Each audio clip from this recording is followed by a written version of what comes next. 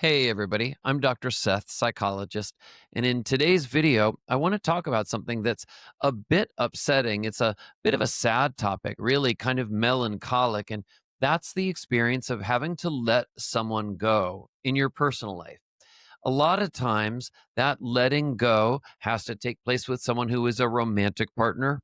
Sometimes it's a friend. Sometimes it could even be a family member, maybe a very close family member or an extended family member.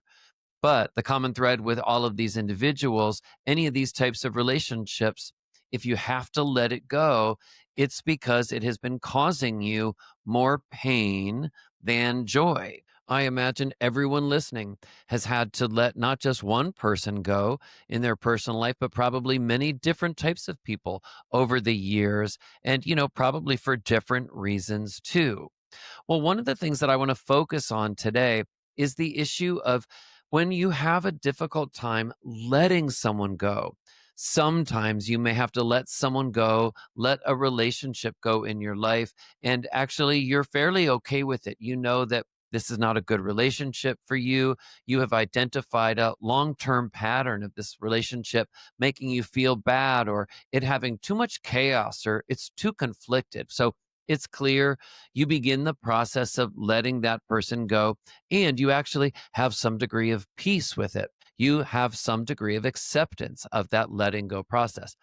And yet, sometimes when there is somebody that we need to let go of, we may have already let go of certain behaviors. Maybe we don't reach out to them anymore. Maybe we don't see them anymore. But still, in our heart, we can still feel it. And actually, in your mind, you can kind of keep having thoughts about that person. You have a difficult time letting it go. You keep remembering things, perhaps. Maybe you keep remembering things that they said. Maybe you keep trying to replay things or trying to figure things out. Why did this happen? Or what did that mean? You can't let it go. You're not quite sure why either. Maybe you want to let it go, but are having a difficult time. Maybe you're not really sure you want to let it go, but you know that it's best for you. You know that you have to. All right. When you have a really hard time letting somebody go, truly letting it go, okay? When you reach a place of acceptance and peace with it, you will know because it's not something that you think about a lot. It doesn't, for example, show up in your dreams. It's not something that you wake up and think about. It's not a random thought that pops up throughout the day. If you have a really difficult time letting somebody go, it will bring up different negative emotions. So maybe a particular day in the afternoon, you all of a sudden start thinking about it again, and maybe it makes you feel sad. On the other hand, imagine it's the weekend and you're thinking about something or how they're not calling or how they did something or said something that bothered you, and maybe you start feeling angry. All of these emotions keep coming up. And, when the emotions come up, they're not easy for you to put away. These thoughts and feelings, when they come up about this person, it's not like laundry that once it's cleaned, you can fold and put away, and you know that it is in its place and you are okay with it. It's not like that. It actually stays with you, it hovers. Maybe in some ways you even feel like it's kind of like this cloud hanging over you and it really bothers you. The best way that you can come to peace with letting someone like this go, the best way that you can truly let someone go is to reframe it cognitively, to reframe it. So I'll give you an example. There's an evidence based type of therapy called acceptance and commitment therapy, or ACT for short. And it talks about the concept of workability. Is this working for you? If something isn't working for you anymore, you might need to look at it and make a change.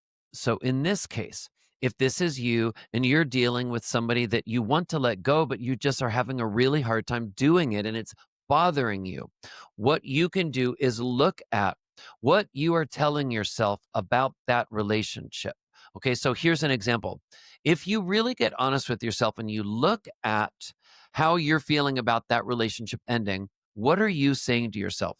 Here are some possible examples. You look at that relationship, you know it's not what you need, you know it's not right for you, you know it was time to let it go, that letting go was good for you. You look at that relationship, the fact that it ended, and you tell yourself probably something. Now, the question is, what do you tell yourself? Do you tell yourself that relationship wasn't good for me and it was a waste of time? Do you tell yourself that relationship? Does it feel like that? Do you sort of mentally beat yourself up and feel like it was a total waste of time?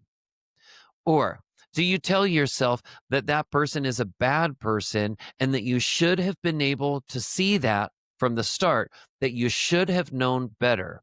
In a way, do you blame yourself? Do you tell yourself that it's your fault, that you should have known? Notice that word should, okay? That's another example of something you can tell yourself. Another example could be that you tell yourself that you really miss certain parts of them, and you look around at your life today and you feel like there's not somebody that can meet those same needs. You also may be telling yourself that you probably won't be able to meet someone who meets those needs again, that somebody that has those characteristics that you miss probably doesn't exist. So you feel both a mix of sort of helpless and hopeless. Okay. The question is, are you telling yourself something about that relationship that you've had to let go of that is actually making you feel bad, that is actually making you upset? And that is why you are stuck in this position, this sort of weird emotional limbo, not being able to let it go, let that person go in peace with true acceptance. Okay. I can share in 20 years as a psychologist, most people who have a difficult time letting someone go, it's because of what they are telling themselves about that relationship. And what they need to do is maybe change what they tell themselves about that past relationship and flip the script into something more positive so that they can come to peace with it.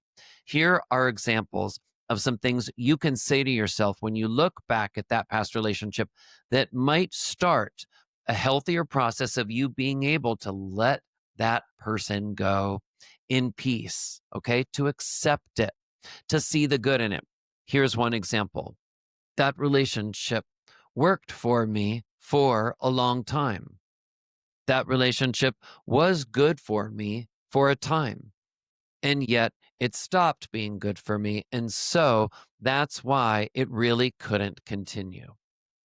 But I do acknowledge, I do see that that relationship did work for a time in my life. Here's the next thing you can say to yourself. I look back and I do remember some of the good times. I remember some of the times they were there for me. I remember some of the times they comforted me and I was there to comfort them.